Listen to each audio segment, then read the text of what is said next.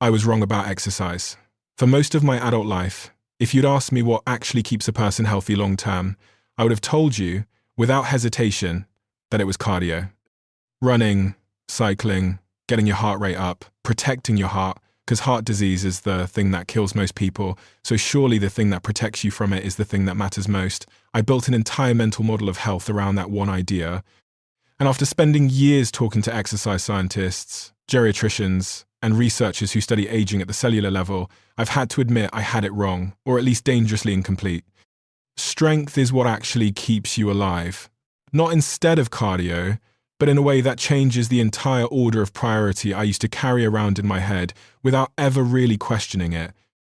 I want to take my time with this one, because unlearning something you've believed your whole life deserves more than a quick correction, and I think walking through exactly how my mind changed, piece by piece, will do more for you than simply being handed the conclusion. The first conversation that cracked it open was with an exercise physiologist who, almost as an aside, mentioned something that stopped me completely. She said that after your 30s, without any deliberate intervention, the average adult starts losing a measurable percentage of their muscle mass every single decade, a process with an actual clinical name, sarcopenia, and that this loss quietly accelerates the further you move into your 50s, 60s, and beyond. I remember sitting there slightly stunned, because I realized I had never once, in my entire life, heard this framed as something worth paying attention to starting in your 30s. I'd heard endless messaging about cardiovascular health starting young. I had never heard anyone tell me, at 30, that a slow, invisible erosion of my muscle tissue was already quietly underway, and that ignoring it wasn't neutral. It was accumulating a cost I wouldn't feel the size of for decades.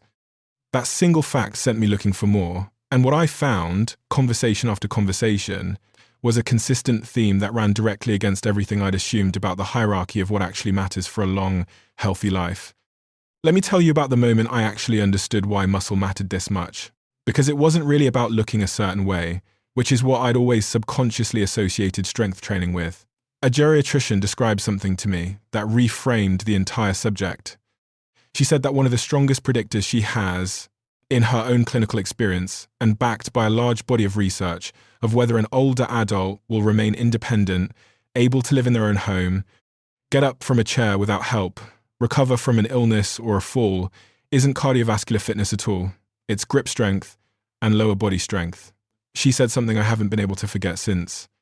The simple ability to get up off the floor without using your hands, something most of us do without a second thought in our 20s, becomes, later in life, a genuine, measurable predictor of mortality risk, specifically because it reflects the underlying strength and muscle reserve that so much of independent living quietly depends on.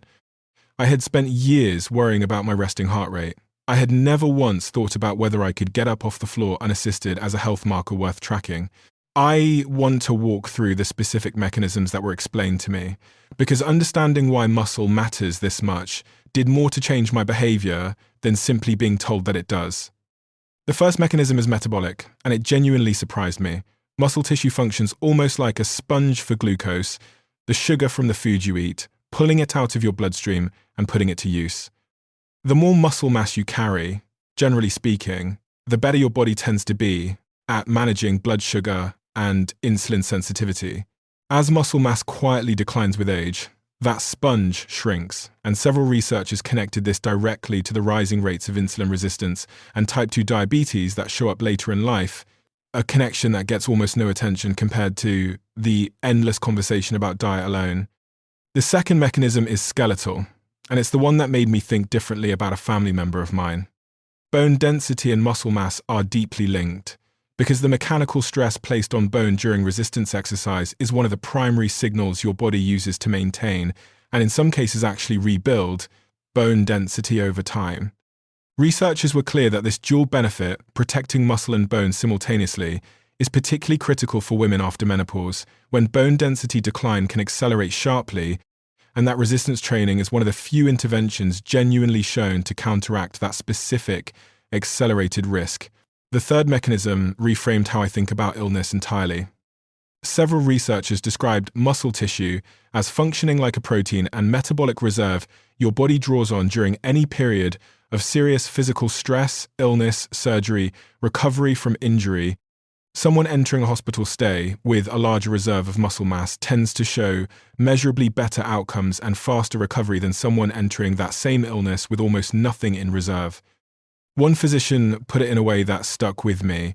Muscle mass is essentially a bank account you're drawing from during any period of serious physical stress, and an enormous number of people are entering their 60s, 70s, and 80s with an account that's nearly empty, without ever having been told that account existed. The fourth mechanism is the one with the most direct data behind it, and it's the piece that finally completely dismantled my old cardio-first hierarchy. Multiple large, long-term population studies have found a consistent, strong relationship between measures of muscular strength, grip strength in particular, and overall mortality risk, independent of cardiovascular fitness. That word independent is the one that mattered most to me. It means strength appears to be predicting something real about your overall resilience that isn't simply explained away by whether you also do cardio. Researchers describe this as one of the most consistently replicated findings in the entire field of aging research, and simultaneously one of the least discussed in ordinary, mainstream health conversations, which remain almost entirely centered on cardiovascular exercise and diet, exactly the hierarchy I'd unknowingly absorbed and never questioned. There's a fifth mechanism I hadn't expected at all, and it's the one that made this feel personal in a completely different way. Several researchers described a growing body of evidence around what are sometimes called myokines, signaling molecules released directly by contracting muscle tissue during resistance exercise, which appear to travel through the bloodstream and interact with other organs, including the brain. Multiple researchers described this as one of the more genuinely exciting frontiers in the field, with early but consistent evidence linking regular strength training to measurable improvements in cognitive function and a reduced risk of cognitive decline in older age through a pathway that has nothing to do with cardiovascular fitness at all. One neuroscientist described muscle, in light of this research, as functioning almost like an endocrine organ in its own right, actively communicating with your brain every time you lift something heavy, rather than simply being a passive structure that moves your skeleton around. I'd spent years assuming cardio was the exercise that mattered for my brain, given how much attention blood flow and cardiovascular health get in conversations about cognitive aging. I hadn't considered that the muscle itself might be sending its own independent signal. I also learned something about hormones that reframed how I think about fatigue and mood as I get older, which is the sixth mechanism worth mentioning. Resistance training has a well-documented effect on the regulation of hormones like testosterone and growth hormone in both men and women, hormones that naturally decline with age and that play a meaningful role in energy, mood, and the maintenance of muscle and bone tissue itself. Several researchers described a kind of reinforcing cycle here, where strength training helps support healthier hormonal regulation, which in turn supports the body's ability to maintain the very muscle mass being built, creating a compounding benefit over time that simply doesn't exist in the same way with cardiovascular exercise alone. I want to be honest about why I think I had this wrong for so long, because I think the reasons are worth naming, since I suspect they apply to a lot of people watching this too. Cardiovascular exercise has decades of public health messaging behind it, tied to heart disease research that's been building for generations, giving it an enormous head start in shaping how ordinary people think about exercise. Strength training, meanwhile, carried a cultural association I absorbed without ever examining it, tied to bodybuilders, athletes, gym culture, something that felt like it belonged to a specific kind of person rather than something relevant to an ordinary adult simply trying to stay healthy. And a genuinely significant portion of the research connecting muscle mass directly to long-term mortality and independence is relatively recent compared to the much older body of cardiovascular research most public health messaging is still built around. I wasn't wrong because I was careless. I was wrong because I'd absorbed a hierarchy that public health messaging simply hadn't caught up on yet. I want to spend some time directly correcting a few specific myths I used to believe, because I suspect they're standing between a lot of people and this exact shift in thinking, the way they stood between me and it for years. The first myth is that strength training will make you bulky, especially a concern I've heard from women specifically. Several exercise physiologists were direct about this. Significant muscle bulk requires a very specific, deliberate combination of training, volume, intensity, and, for most people, hormonal profiles that the average person, especially the average woman, simply doesn't have without pursuing it very deliberately and specifically. What ordinary, consistent strength training actually produces, for the overwhelming majority of people, is exactly the kind of lean, functional strength I've been describing throughout this entire conversation, not the specific, exaggerated aesthetic some people fear. The second myth is that strength training is dangerous for older adults, more likely to cause injury than to prevent one. Multiple geriatricians push back on this directly, and, I thought, quite forcefully, properly supervised, appropriately scaled resistance training has an excellent safety record across even very elderly populations, and several researchers pointed out that the actual danger runs in the opposite direction. It's the ongoing muscle loss and weakness from not training that dramatically increases the risk of falls, fractures, and the kind of injuries that lead to a serious, often irreversible decline in independence. The fear of injury from lifting something heavy, several researchers argued, has quietly prevented far more injury and disability than it's ever prevented by keeping people away from the exact intervention that would have protected them. The third myth, one I held on to for longer than I'd like to admit, is that you need a serious commitment to heavy lifting, specialized gym equipment, or something close to a bodybuilder's routine to get any real benefit at all, and that assumption alone was enough to quietly keep me away from strength training for years, telling myself I'd get to it eventually, once I had more time or a proper setup. What the actual research shows, according to multiple physiologists I spoke with, is that even relatively modest amounts of resistance training, done consistently, 2 to 3 sessions a week, using bodyweight, resistance bands, or moderate weights produce significant measurable improvements in strength, muscle mass, and every one of the mechanisms I've just described. The threshold for meaningful benefit is considerably lower than I ever assumed. The barrier standing between most of us and this specific health benefit isn't really about capacity or equipment. It's almost entirely about awareness and a hierarchy of priorities that, in my case at least, was simply wrong. I remember one conversation specifically that made all of this feel less like an abstract correction and more like something urgent. I was speaking with a physiologist who works almost exclusively with older adults, and she described a pattern she sees constantly. People arrive at her clinic in their 60s or 70s, often after a fall or after noticing they can no longer easily get up from a low chair or carry groceries up a flight of stairs, and they treat this decline as simply an inevitable feature of getting older, something to be managed rather than something that could have been different. She said the thing she finds most frustrating, and most genuinely hopeful at the same time, is that in the vast majority of these cases, a substantial share of that decline isn't actually an unavoidable feature of aging at all. It's the accumulated cost of decades spent almost completely neglecting one specific tissue, skeletal muscle, and that tissue responds, often remarkably well, even when strength training is introduced for the very first time much later in life. She described patients in their 70s and 80s regaining enough strength and function after a structured program to return to activities they had assumed were permanently gone. I sat with that for a long time afterward, because it meant the decline I'd always assumed was simply the natural, unavoidable shape of getting older was, in a meaningful number of cases, actually a story about neglect, not inevitability.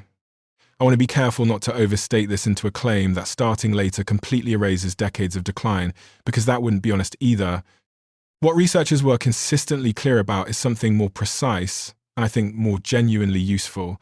The earlier you start building and maintaining muscle mass, the larger the reserve you carry into older age. But meaningful, measurable benefit from strength training remains available at essentially any age, including very advanced age, which makes it almost uniquely valuable compared to some other health interventions that show sharply diminishing returns the later in life you begin them. I also want to bring in something that genuinely alarmed me, because it touches something extremely common right now. Several researchers described a specific concern connected to a form of weight loss that's become enormously popular in recent years, achieved primarily through significant calorie restriction or newer weight loss medications, without any deliberate strength training alongside it. A meaningful share of the weight lost through these methods, if not paired with resistance training, can come from muscle tissue rather than exclusively from fat, meaning someone can end up lighter on a scale while simultaneously ending up with a smaller, weaker, muscular reserve than before, exactly the opposite of what's protective for long-term health. Several researchers were emphatic that this is an increasingly urgent, under-discussed concern given how quickly these newer weight loss approaches have grown in popularity, and that anyone pursuing meaningful weight loss through any method should be pairing it deliberately with strength training, specifically to protect the muscle mass otherwise at real risk alongside the fat. I want to bring everything together now, because I think there's a single idea underneath all of it that finally replaced the old hierarchy I used to carry around. We've spent decades treating muscle, strength, and the simple act of regularly lifting something heavy as a lifestyle choice, relevant mainly to people who enjoy that kind of exercise, something optional, secondary, decorative. What the actual science overwhelmingly suggests is that maintaining muscle mass and strength is closer to a foundational, universal requirement for long-term health and independence, on par with, and in some specific, well-documented ways, more predictive than the cardiovascular exercise I used to place first without ever questioning it. So let me tell you what I've actually changed in my own life, and what I'd suggest you consider changing too, because I don't want to leave you with just a correction and no direction. First, if strength training isn't currently part of your routine, treat starting it, even in a small, modest way, as at least as high a priority as anything else you're currently doing for your health, rather than as an optional extra you'll get to eventually. 2 to 3 sessions a week, working the major muscle groups with whatever equipment or resistance is realistically accessible to you, is enough to begin producing real, measurable benefit. Second, if you're currently losing weight through calorie restriction or medication, make resistance training a deliberate, non-negotiable part of that process, specifically to protect your muscle mass while you lose fat, rather than treating exercise as separate from the weight loss itself. Third, if you're already in your later years, or supporting a parent or older relative who is, stop assuming that declining strength and mobility is simply an unavoidable, unchangeable feature of aging. Meaningful improvement remains genuinely possible at essentially any age, and the earlier a structured strength program begins, even late in life, the more function and independence it tends to help preserve or restore. Fourth, pay attention to functional strength specifically, not just how you look or an abstract number on a barbell. Being able to comfortably get up from the floor, carry your own groceries, climb stairs without strain, these are the actual practical markers that research has pointed to as most predictive of long-term independence. Fifth, if you're already doing cardiovascular exercise regularly and assumed, the way I used to, that this alone had your bases covered, understand that it isn't a substitute for strength training. The two protect against genuinely different things, and ideally both belong in a well-rounded routine, with neither one replacing the other. Sixth, let go of the specific fears that may have been quietly keeping you away from this, the way they kept me away for years. You're extremely unlikely to accidentally become bulky. Properly scaled resistance training is safe at essentially any age, including advanced age, when approached sensibly. And you don't need a serious gym setup or a bodybuilder's program to get real, measurable benefit. Seventh, if you have older parents or relatives, consider raising this with them directly, gently, as something worth exploring with their own doctor or a qualified trainer, rather than assuming their declining strength is simply something to be managed, rather than something that could genuinely still be improved. I want to end with something the same geriatrician said to me, right near the end of our conversation, that has genuinely changed how I think about my own exercise habits since. She said, "We've built an entire culture around chasing extra years of life, treating longevity as a single headline number to maximize, while paying comparatively little attention to whether those extra years are actually independent, mobile, genuinely livable years, rather than years spent increasingly reliant on other people for basic tasks." She said if she had to name the single most underappreciated lever available for making sure those extra years are actually good ones, it wouldn't be a supplement or a specific diet or any of the things that dominate most conversations about longevity.